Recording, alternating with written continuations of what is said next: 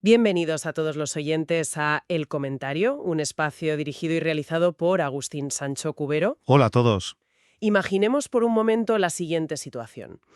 Para arreglar los cimientos de un bloque de pisos, el ayuntamiento decide sellar todas las puertas, cortar el aire y empezar a fumigar el edificio entero. Madre mía. Todo esto sin avisar a los vecinos, claro, y sin dejarles salir.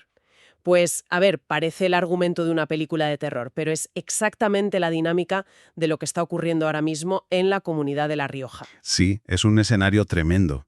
Totalmente. Y bueno, las víctimas aquí no son humanas y la trampa en cuestión es un embalse gigante.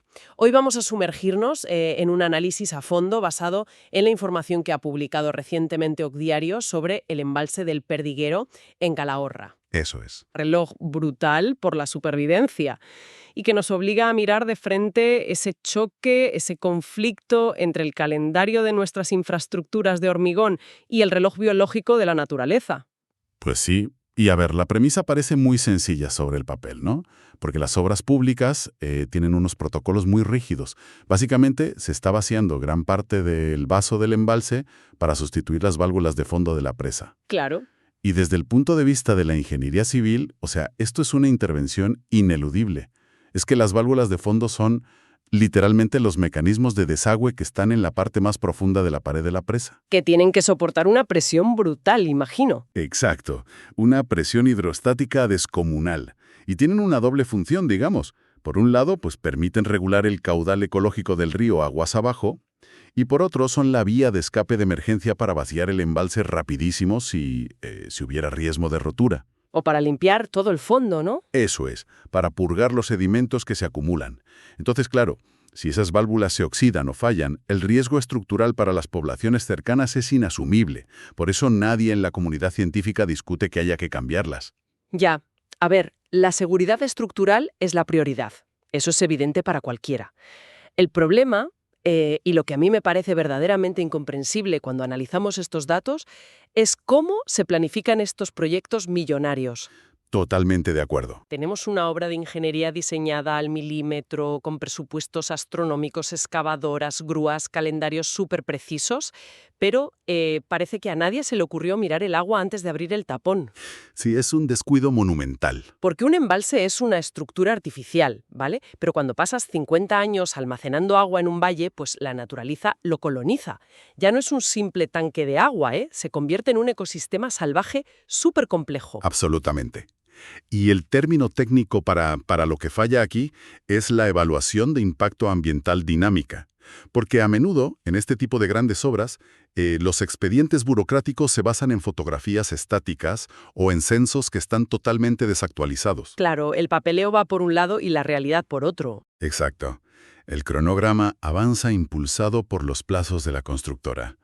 Las válvulas se abren y el nivel del agua empieza a bajar lentamente. Y bueno, al principio no parece dramático, ¿verdad? No, claro, parece que simplemente hay menos agua. Pero es que la topografía del fondo de un embalse no es plana.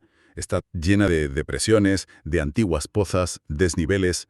Entonces, a medida que el volumen total disminuye, toda esa fauna que antes nadaba libremente por millones de metros cúbicos, pues se ve forzada a retroceder y a agruparse en las zonas más bajas. Ya, y se forman estos charcos aislados. Exactamente. Bolsas de agua que pierden su conexión con el caudal principal del río. Y ahí es donde el entorno se convierte en una trampa tanto física como química, fíjate. Porque no estamos hablando simplemente de que el agua desaparece y los peces se quedan ahí en seco. No, ojalá fuera solo eso. Lo que revelan las fuentes de OCDiario y las advertencias de los biólogos es un proceso de asfixia colectiva verdaderamente espeluznante. Y aquí te pregunto, sabiendo que el agua en esas pozas estancadas deja de circular, ¿qué ocurre exactamente bajo la superficie? Pues que es una bomba de relojería. O sea, ¿es cuestión de minutos o de horas para que un charco se vuelva una trampa letal? Pues mira, la física y la química del agua en estas condiciones son implacables. Aquí entra en juego lo que en biología conocemos como la demanda biológica de oxígeno. Todo ecosistema acuático depende del oxígeno disuelto en el agua, claro. Lógico. En un embalse lleno, pues el viento, el oleaje, el flujo constante del río, todo eso oxigena la masa de agua. Pero en un charco aislado, en el fondo de un valle, el aporte de oxígeno nuevo es exactamente cero. Cero patatero, madre mía. Y claro, tienes una hiperconcentración de animales estresados. Y el estrés hace que los peces respiren muchísimo más rápido, hiperventilan. Entonces consumen el oxígeno que queda a un ritmo vertiginoso.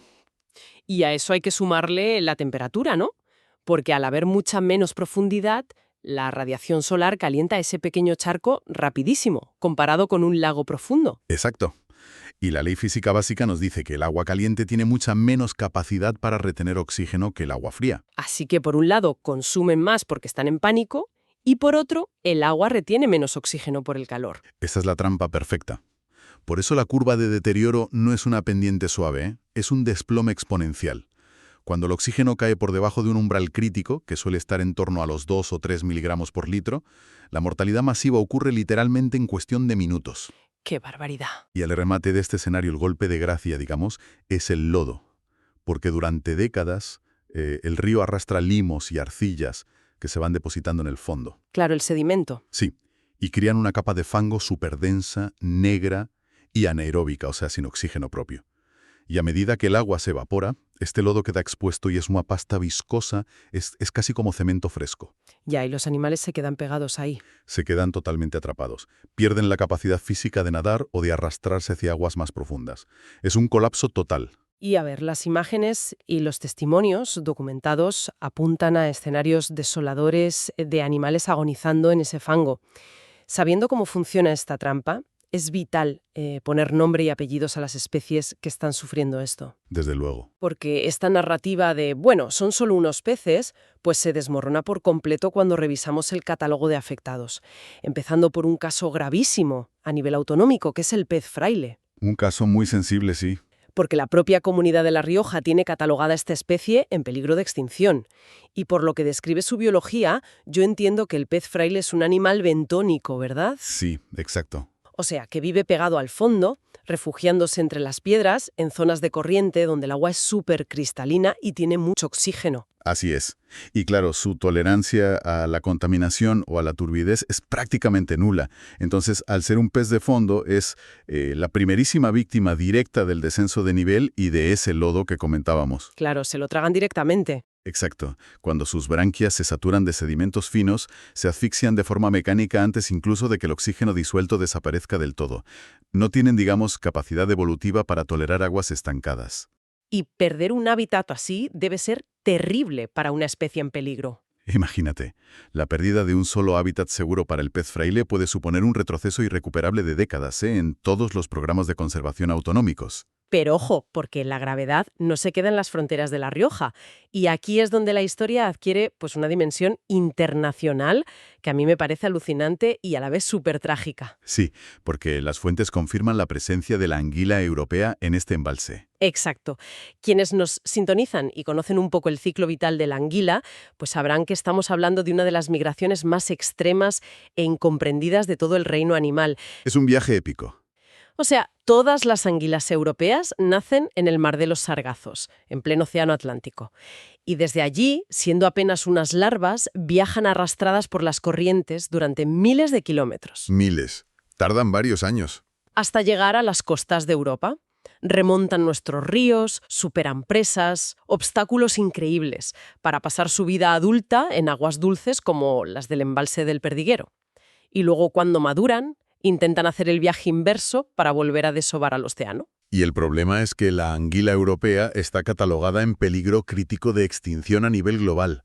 Sus poblaciones han colapsado más de un 90% en las últimas décadas. ¿Un 90%? Madre mía. Principalmente por barreras arquitectónicas como estas presas, por la contaminación, la sobrepesca, y que individuos de una especie que ha sobrevivido a un viaje intercontinental de, no sé, 6.000 kilómetros, acaben muriendo asfixiados en un charco de lodo en Calahorra. Es que es surrealista. Es un despropósito monumental por una obra mal planificada. Cada anguila adulta que muere ahí es un individuo reproductivo menos para una especie que, literalmente, está al borde de desaparecer. Y que encima es un esfuerzo protegido por toda la Unión Europea, ¿no? Claro, permitir esta mortandad choca frontalmente con los tratados internacionales. Y bueno, el drama visual va mucho más allá de los peces. Hay otro habitante del embalse que menciona el reportaje que dibuja una escena pues digna de un mundo postapocalíptico. que es el galápago leproso. Las tortugas, sí. Una tortuga de agua dulce autóctona y protegida por la ley española, que al ser un reptil, pues evidentemente respira aire, no tiene branquias que se colapsen por el lodo. No, su problema es otro. Pero el embalse es su fuente de alimento, es su termorregulador y su refugio frente a depredadores. Y las crónicas relatan cómo estos animales inician una marcha desesperada, a mí me parte el corazón. Es que es un instinto de supervivencia que, en este escenario, se vuelve completamente en su contra. Porque al secarse el fondo, los galápagos intentan abandonar el lecho buscando nuevas zonas húmedas o el cauce del río. Claro. Pero para hacerlo, pues tienen que atravesar inmensas llanuras de fango espesísimo, bajo la luz directa del sol. Que te hundes solo de intentarlo. Imagínate el gasto energético de arrastrar ese caparazón por un lodo tan denso. Es brutal. Muchos se quedan literalmente pegados, enterrándose en la costra de barro que se seca súper rápido con el calor. ¡Qué horror! Y mueren por deshidratación extrema o por agotamiento antes de poder alcanzar la orilla. Es desolador. Es como ver a los supervivientes de un naufragio intentando caminar por un desierto de arcilla húmeda que se va endureciendo por momentos. Una imagen muy dura, sí. Por no mencionar, claro, a los moluscos, las náyades fluviales, que son estos mejillones de agua dulce, que son filtros vivientes y que eso sí que no pueden ni intentar huir. Esos están condenados desde el primer momento. Y luego las especies que consideramos comunes, a ver, el barbo de Graels, el gobio ibérico o la tenca. Que no tengan la etiqueta de en peligro crítico no significa que dé igual que desaparezcan. Para nada. Si eliminas de golpe a las especies más abundantes, colapsas toda la cadena trófica del entorno. O sea, las aves acuáticas, las nutrias, todo ese ecosistema depende de la densidad de estos peces comunes. ¿Todo está conectado? El ecosistema es un engranaje. Y las náyades que mencionas, fíjate, son fundamentales. Como son bivalvos filtradores, una sola náyade puede filtrar decenas de litros de agua al día. Manteniendo la cristalina, claro. Exacto. Pero su método de alimentación las hace extremadamente vulnerables a los sólidos en suspensión. Si el lodo se remueve por el vaciado, sus sifones se obstruyen con el cieno. Y se ahogan. Y como no tienen movilidad rápida, mueren enterradas en su propio hábitat. La muerte de la biomasa común y de estos grandes filtradores garantiza que ese ecosistema va a tardar, pues, décadas en recuperarse, aunque volvieran a llenar el embalse mañana. ¡Qué desastre! Y claro, viendo a especies protegidas ahogándose en lodo frente a nuestras narices, la pregunta inmediata para cualquiera que escuche esto es, vamos a ver, ¿dónde está la ley que se supone que debe evitar exactamente esto? La gran pregunta. Porque las fuentes de Ocdiario señalan la Ley 22/2023 de Biodiversidad y Patrimonio Natural de La Rioja. Se supone que el papel de esta legislación es ser un escudo absoluto para la fauna silvestre. Y sin embargo, las válvulas de la presa pues siguen abiertas. Así es. Y el marco jurídico es muy claro y contundente sobre el papel. La normativa exige adoptar medidas preventivas y correctoras en cualquier proyecto que altere los hábitats. Ya. El conflicto surge en cómo se interpreta y en la ejecución de esa ley, porque la burocracia pues tiende a buscar soluciones de compromiso para no tener que paralizar grandes obras de infraestructura. Para que la rueda no pare, vamos. Frustrante leer que las autoridades dicen, no, si ya se han realizado rescates. Porque el reportaje menciona que en las primeras fases del vaciado se extrajeron algunos ejemplares de pez fraile y de náyades. Sí, unos pocos. Y voy a ser muy clara aquí, mandar a un grupo reducido de operarios con unos cuantos salabres, unas redes y un par de cubos, una sola mañana, para sacar 100 peces, no es un rescate ecológico. Para nada. Es un lavado de cara. Es poner el visto bueno verde en un formulario de impacto ambiental para encender las excavadoras sin problemas legales. Los científicos lo tachan de insuficiente, que, a ver, me parece un eufemismo bastante educado. Totalmente. Es que la comunidad científica siente una frustración profunda con estas medidas cosméticas. Porque un rescate real y proporcionado en un embalse gigante pues requiere una logística casi tan compleja como la propia obra de la presa. Claro, no se hace con un cubo. Exacto. Los biólogos proponen alternativas viables, como el traslado de la fauna al río Cidacos o a zonas húmedas cercanas. Pero para mover a miles de animales estresados, necesitas pues técnicas de pesca eléctrica sistematizadas. Para aturdirlos un poco y sacarlos sin hacerles daño, ¿no? Eso es. Y necesitas camiones con cubas isotermas que mantengan el agua fría, sistemas de inyección continua de oxígeno líquido. Vamos, un puente logístico en toda regla. Y sobre todo una actuación constante y diaria.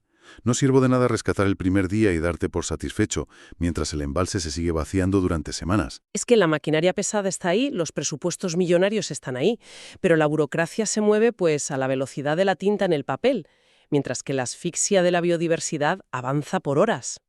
Y ojo, la exigencia de los expertos no es paralizar permanentemente el mantenimiento de la presa. Eso no. Claro, las válvulas hay que cambiarlas. Lo que piden es sincronizar los esfuerzos. Invertir en seguridad es vital, pero integrar en el presupuesto un rescate masivo y sostenido debería ser un requisito previo inviolable. Lógico. Si la ley obliga a proteger el patrimonio, pues improvisar la logística en medio de una crisis biológica convierte esa misma ley en papel mojado. Pues sí. Vamos a recapitular un poco la magnitud de lo que hemos analizado hoy.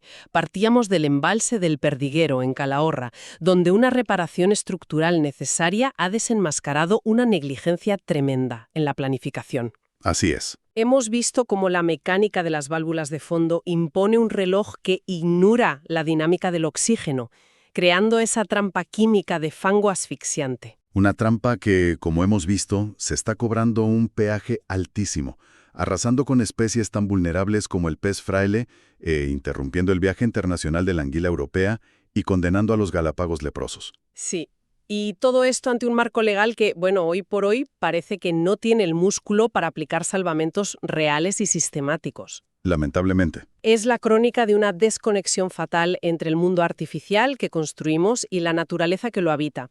Y antes de cerrar este espacio, me gustaría dejar en el aire una reflexión, igual un poco incómoda para nuestra audiencia. A ver. Cuando alteramos el paisaje y construimos estructuras inmensas como un embalse, tarde o temprano la naturaleza la reclama. Con el paso de las décadas, el cemento se cubre de sedimentos, el agua atrae semillas, luego invertebrados, peces, aves, y finalmente nuestra obra de ingeniería se convierte en el hogar de un ecosistema salvaje. Claro. Se naturaliza. Exacto. Y cuando llega el momento de reparar o de desmantelar esa naturaleza artificial, 50 años después, surge la gran pregunta. ¿De quién es la responsabilidad moral de ese ecosistema? Qué buena pregunta. El simple hecho de crear el recipiente nos convierte en los guardianes perpetuos de las vidas que lo llenaron. O por el contrario, seguimos viéndolo solo como un simple contenedor de agua que podemos vaciar a nuestro antojo. Da que pensar. Es un dilema sobre nuestro papel, ya no como destructores, sino como arquitectos involuntarios del medio natural. Contenido creado por Agustín Sancho Cubero para su canal El Comentario, disponible en YouTube y en las principales plataformas de podcasts. Suscríbete, dale me gusta y comparte si te ha gustado. Así me apoyas para seguir creando contenidos. Muchas gracias. Contenido creado por Agustín Sancho Cubero para su canal El Comentario, disponible en YouTube y en las principales plataformas de podcasts. Suscríbete, dale me gusta y comparte si te ha gustado. Así me apoyas para seguir creando contenidos. Muchas gracias.